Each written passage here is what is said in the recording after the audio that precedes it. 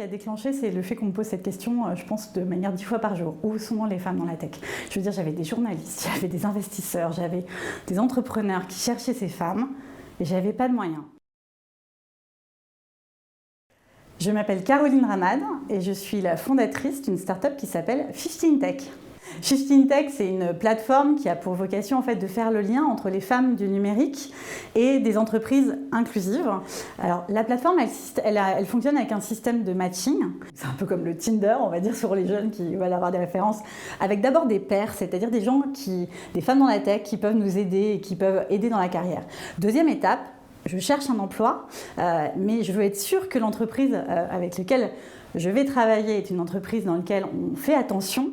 Et on a fait attention à ce que la culture de l'entreprise, elle soit faite pour accueillir tout le monde et pas seulement un même type. Parce qu'aujourd'hui, la tech, c'est beaucoup de jeunes hommes très blancs, surdiplômés. Et donc, le vrai sujet aujourd'hui, c'est plus de profils et donc que l'entreprise soit vraiment inclusive. Pourquoi est-ce qu'on a eu besoin de faire ça? C'est qu'aujourd'hui, non seulement il y a très peu de femmes dans le numérique, elles sont très peu présentes, moins de 25%. Et en plus, ce qui nous a beaucoup choqué, c'est d'apprendre qu'en fait, qu'une femme sur deux quittait aujourd'hui la tech pour des raisons de toxicité, d'environnement de travail qui n'étaient pas sains pour elles.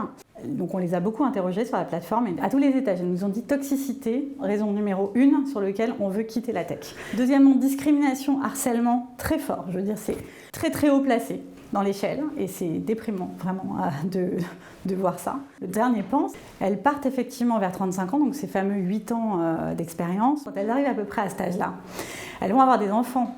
Et dans des startups, dans la Startup Nation, on a plutôt moins de 30 ans, on est plutôt cool et on n'a pas forcément d'enfants, en tout cas. Et donc du coup on revient et là le break, le retour est beaucoup plus difficile. Si elle se retrouve face à des fondateurs qui lui écrivent tard le soir ou qui lui répondent le samedi matin ou le dimanche soir à 23h ou le dimanche soir à 23h, eh ben, elle se retrouve à ne pas vouloir en fait rejoindre l'entreprise. Voilà, et donc je me suis dit, on a vraiment un rôle à jouer, finalement, de connecteur, en fait, et vraiment comme une boîte d'impact social, une start-up sociale.